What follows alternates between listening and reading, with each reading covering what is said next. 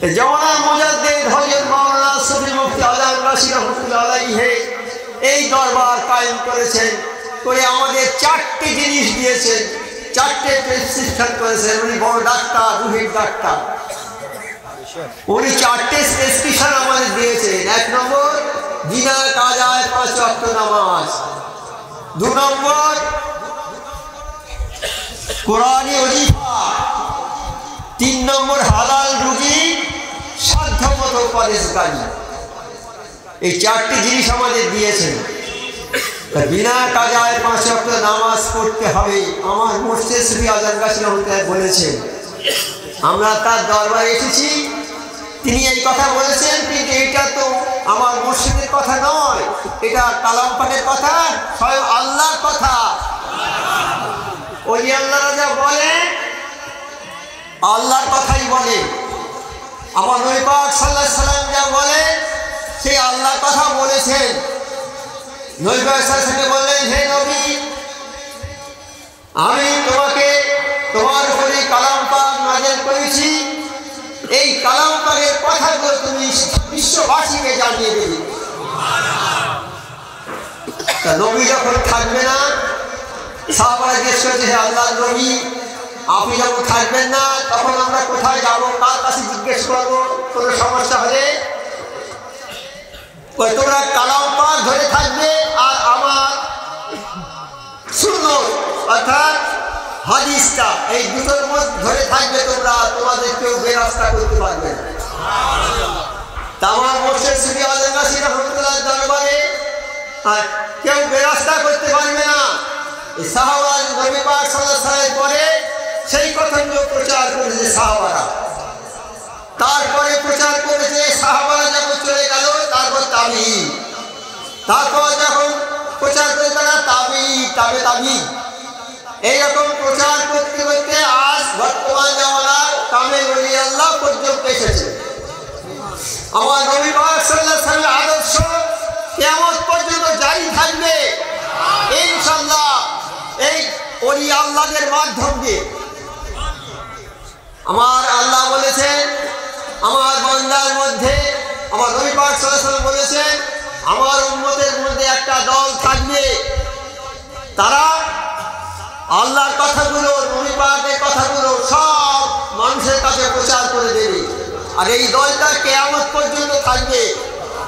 সেই দলটা হবে ওলি আল্লাহর দল, ওলি আল্লাহর দল। এই দলটা কিয়ামত পর্যন্ত থাকবে আর আল্লাহর কথাগুলো, আমার নবী পাক সাল্লাল্লাহু আলাইহি ওয়াসাল্লামের কথাগুলো সব তাদের মাধ্যম দিয়ে প্রচারিত হবে।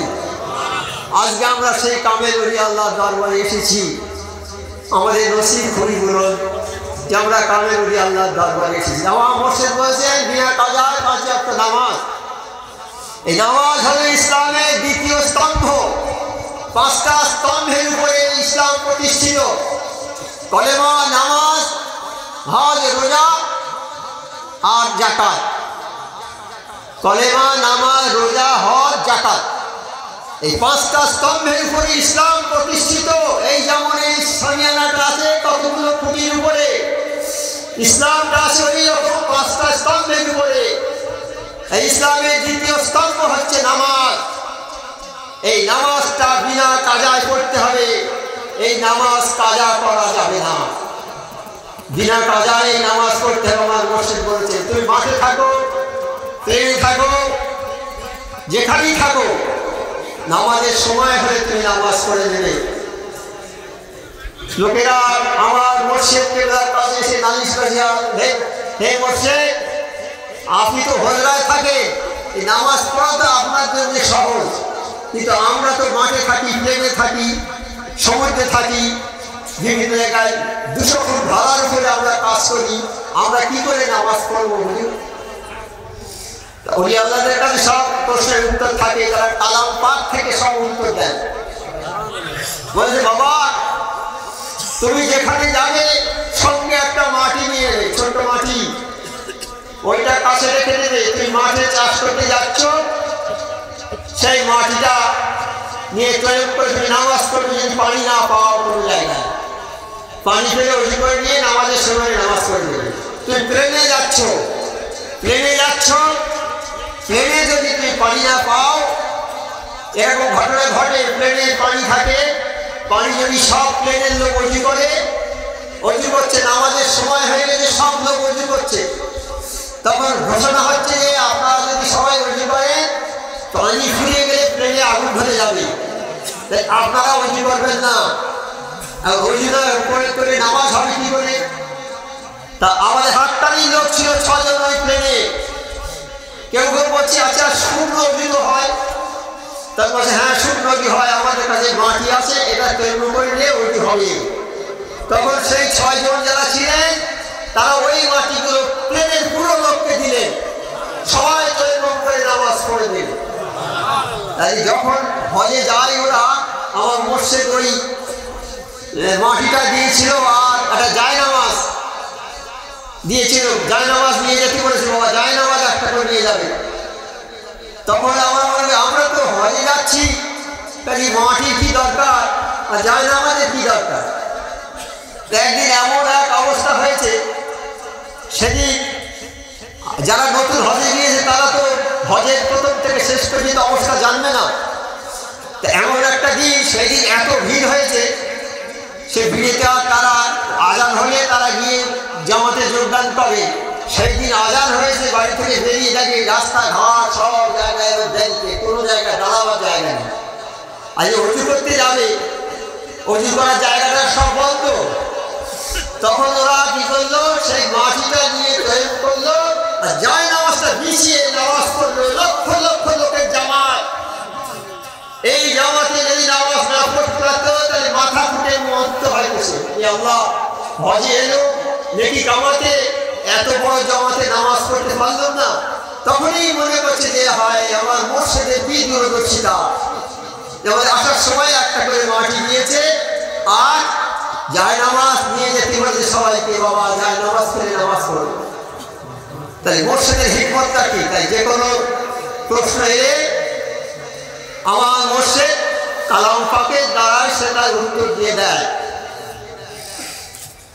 আল্লাহ পাক বললেন, হে মানুষ আর জিন জাতি, আমি তোমাদের সৃষ্টি করেছি একমাত্র আমার ইবাদত বন্দেগী করবে, এই জন্য সৃষ্টি করেছি, আর কিছু করার জন্য তোমাদের সৃষ্টি করিনি। আর এই আকাশ, মাটি, বাতাস, গাছপালা, এই যে মখলুক, বাকি মখলুকের সৃষ্টি করেছি, তারা এই মানুষের সেবা করবে। এই মানুষের সেবা করার জন্য আমি সৃষ্টি করেছি। এখন প্রশ্ন হচ্ছে, তাহলে আমরা যদি 24 ঘন্টা নামাজ পড়ি, তাহলে আমরা কখন চাষ করবো, কখন খাবো, কখন চাকরি করতে যাব, আমরা পড়াশুনো করি, ছাত্র কখন কলেজে যাবো পড়তে, তাহলে 24 ঘন্টা আমরা নামাজটা পড়লে আমার তো আর কিছু করতে হবে না, করা যাবে না, করার সময় করবে না, কি করবো আমরা? আল্লাহ পাক তার ব্যবস্থা করে দিয়েছে, সুন্দর ব্যবস্থা। তুমি যখনই ফজরের নামাজটা পড়লে, তখন তোমার সারা রাত ইবাদত করার সওয়াবটা তোমার আমল নামায়। তুমি সকালে যে ফজরের নামাজ আমরা পড়ি, ওই ফজরের নামাজ আমরা যখন পড়লো, তখন আমাদের ওই সারা রাত জেগে নামাজ পড়ার সওয়াব আল্লাহ দিয়ে দিল। তাই আমরা ফজরের নামাজ পড়লো, সেই সঙ্গে পুরো রাতের নামাজ পড়া, সারা রাত ইবাদত বন্দেগী করেছি, এই সওয়াবটা পেয়ে গেল। এইবার ফজরের নামাজ পড়ে যে যেমন লোক, ছাত্ররা পড়তে যাবে, আমার বাড়ির মা বোনেরা তাদের সংসারের কাজ করতে যাবে, বড় মানুষরা মাঠে কাজ করতে যাবে, কেউ চাকরি জেনে বেরিয়ে যাবে, বিভিন্ন কাজ যেমন কাজ চলে যাবে।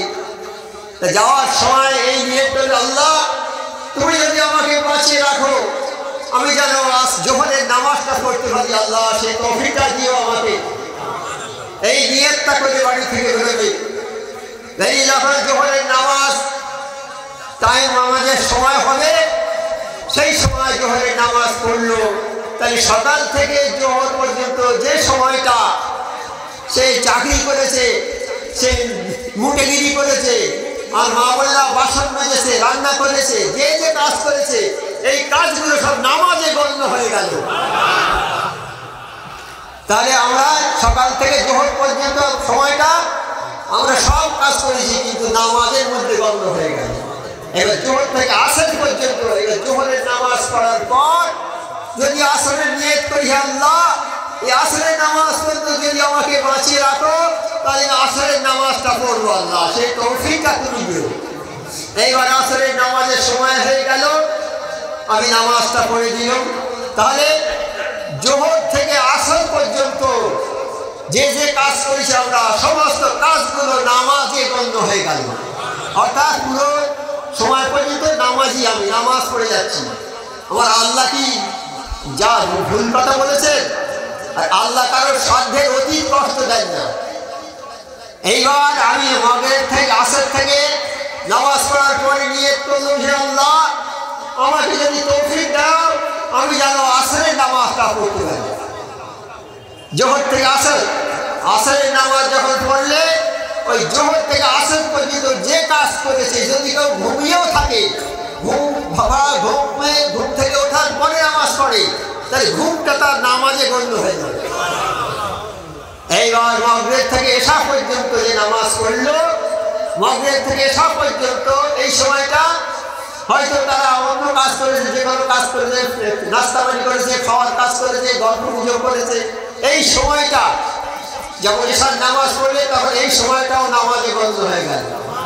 ফজরের নামাজ থেকে মাগরিব পর্যন্ত সমস্ত সময়টা নামাজ নামাজ নামাজ নামাজের মধ্যে আমরা নামাজের যে সব, সেই সবটা আমরা পেয়ে গেছি। এবার এশার নামাজ পড়লো, এশার নামাজ পড়লে যে এশার নামাজ পড়েছে সে যেন অর্ধরাত্রি পর্যন্ত নামাজ পড়েছে। আমরা এশার নামাজ পড়ি তো, যে এশার নামাজ পড়লো সে অর্ধেক রাত পর্যন্ত নামাজ পড়েছে। তাই ওইদিকে তো আমার পুরো রাতের নামাজটা আছে। তা অর্ধেক রাতে পর্যন্ত সব যদি পাই, তাহলে আমি 24 ঘন্টা নামাজের মধ্যে আছি। ইনশাল্লাহ আমরা 24 ঘন্টা নামাজের মধ্যে আছি। আমার আল্লাহ যে কথা বলেছে বড় সত্যি কথা নয় কি? আর এই নামাজ যদি একটা কাজা হয়ে যায়, তাহলে 24 ঘন্টা নামাজ পড়ার সবটা পাওয়া গেল না। যমুনা মুজাদ্দিদ হযরত মাওলানা সুফি মুফতি আল-আনদাসী রাহমাতুল্লাহ, তিনি গবেষণা করে, কোরআন গবেষণা করে এই জিনিসটা বার করেছে। আর কোরআনে এই কথা লেখা আছে, যখনই নামাজের সময় হবে তখনই নামাজ পড়বেন। এই কথাটা খুব ছোট মতো কথা বলে গায়ে লাগে না, কিন্তু ভালো করে গবেষণা করলে এটা বোঝা যাবে। আমার বসে গবেষণা করে বলেছেন, যদি আমাদের এই 5 ওয়াক্তের মধ্যে এক ওয়াক্ত কাজা হয়ে যায়, তাহলে এই নেকিটা বরবাদ হয়ে যাবে, আর পাওয়া যাবে না। তাহলে আমার বসে যা বলেছে ঠিক কথা বলেছে তো, একেবারে খাঁটি কথা, খাঁটি কামের বসে খাঁটি কথা বলেছে। তাহলে আমরা নামাজ পড়ি, এই নামাজ পড়ার পরে 3 বার নামাজ পড়বে। তুই শুধু নিজে পড়লে হবে না, তোমার ছেলে মেয়ে, দিদি, বাচ্চা, তোমার ফ্যামিলিতে যতজন তার সবাইকে নামাজি করতে হবে।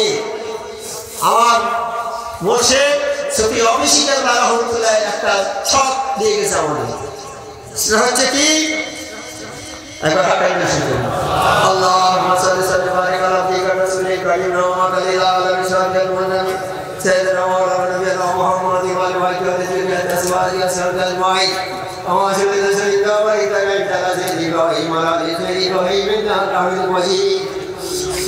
আমি যদি আমার ফ্যামিলিকে নামাজ পড়াই, আমার ছেলে, আমার মেয়ে, আমার দিদি, আমার মা, আমার আব্বা, আমার ভাই, আমার বোন, যারা আমার এক সংসারভুক্ত আছে, তাদেরকে যদি আমি নামাজ পড়াই, আপনার এখানে কত লোক আছে, প্রত্যেকের ফ্যামিলিকে নামাজ পড়াবেন, ইনশাআল্লাহ দেখবেন আজকে যেমন নামাজি খুঁজে পাওয়া যায় না, আগামীকাল বেনামাজি খুঁজে পাওয়া যাবে।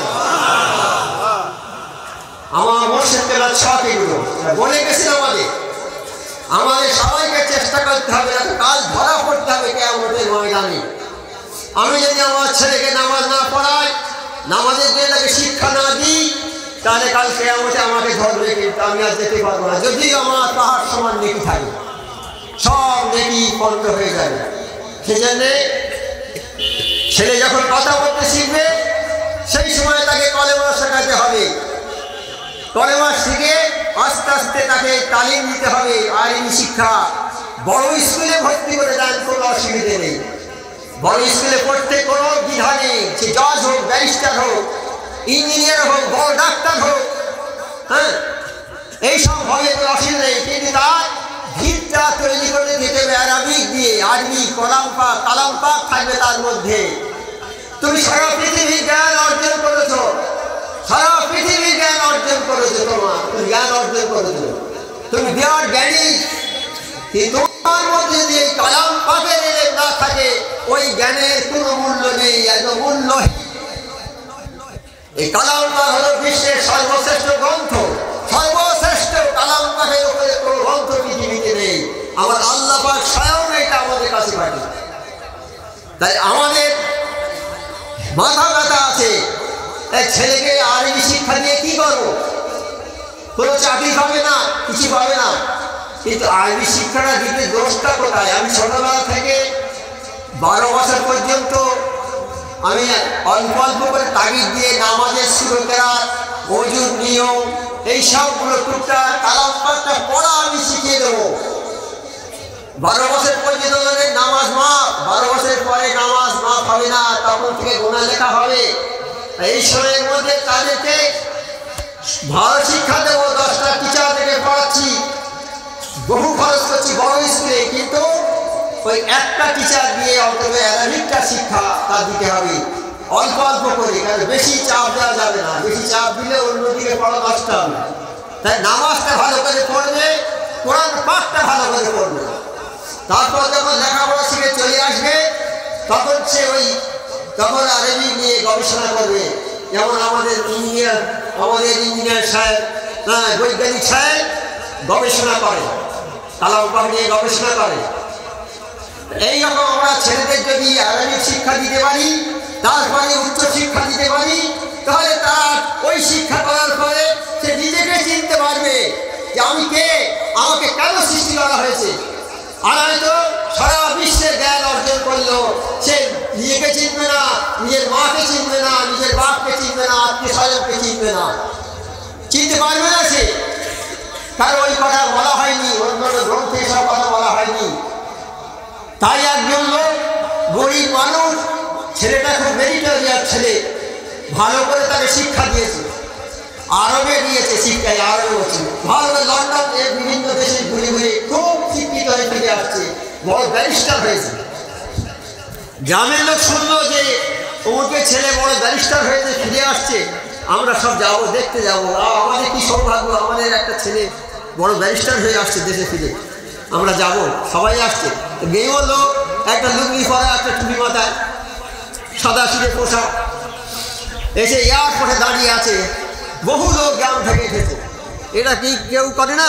গ্রামের কোনো ছেলে বাইরে থাকলে যদি দেশে আসে, সবার ইচ্ছে হয় না যে একবার যাই দেখে আসি, তাকে সাধারণত তাকে ভালো স্বাগত জানায়।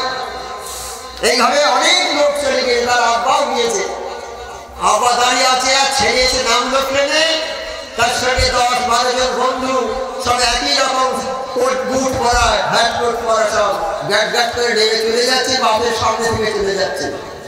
বাপেরা ধাক্কা মেরে চলে যাচ্ছে, কিন্তু বলতে পারছে না যে এইটা আমার আব্বা, কি আব্বা কেমন আছো, ভালো আছো, বলতে পারলে না। ওই আব্বা তখন বলছে, হায় আল্লাহ, আমি কি সর্বনাশ করেছি, আমার জমি জায়গা সব কিছু বিক্রি করে ছেলে পেছনে খরচ করে দিয়ে ছেলে উচ্চ শিক্ষিত হয়ে মানুষ হয়ে ফিরবে, কিন্তু মানুষ তো হয়নি, অমানুষ হয়ে ফিরেছে। তাদের আর কি করবো? এইসব ছেলেরা মা বাপকে বৃদ্ধাশ্রমে পাঠাবে, এইসব ছেলেরা মা বাপকে আর বাড়িতে রাখবে না, কোনো আত্মীয়ের সঙ্গে পরিচয় দেবে না। কোনো আত্মীয় যদি বিপদে পড়ে তার কাছে যায়, ছেঁড়া জামা গায়ে দিয়ে গেছে। একজন লোক বড় চাকরি করে, গ্রামে থাকে না, কলকাতায় থাকে। গ্রামে থাকে, তার ছোট ভাই মসজিদে ইমামতি করে। তাই ইমামতি করলে পয়সা তো কম, আজকে ইমামদের পয়সা কম দেয়। অথচ আমরা বলি ইমামরা আমাদের নেতা। আমরা বলি কেন? অ্যাকচুয়ালি ঘটনা, ইমামরা আমাদের নেতা।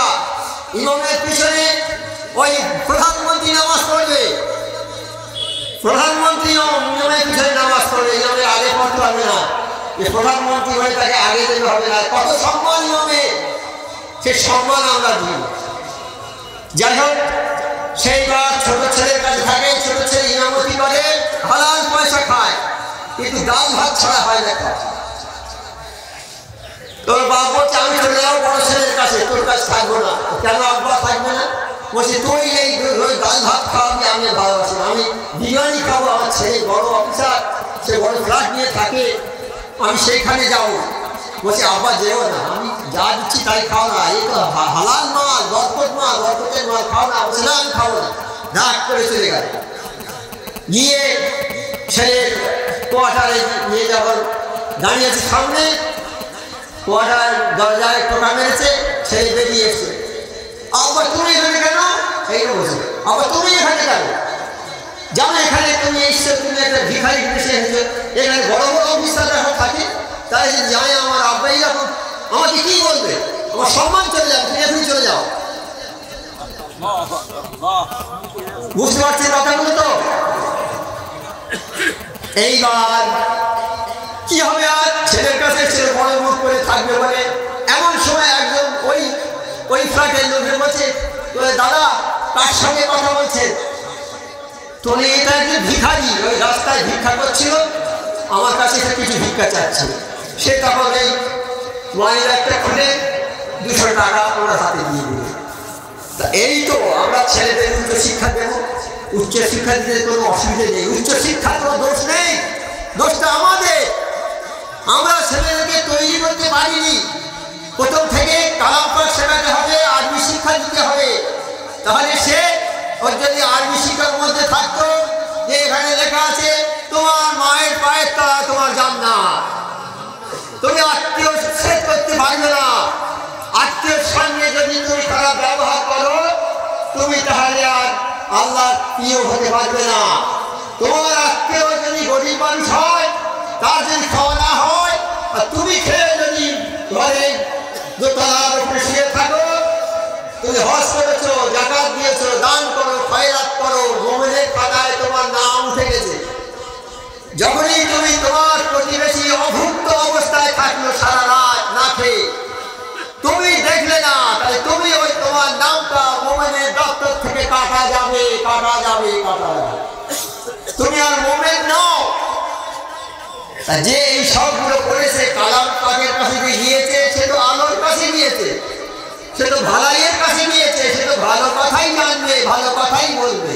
যে কালাম পাকের কাছে যায়নি, সে ভালো কথা কোথা থেকে বলবে?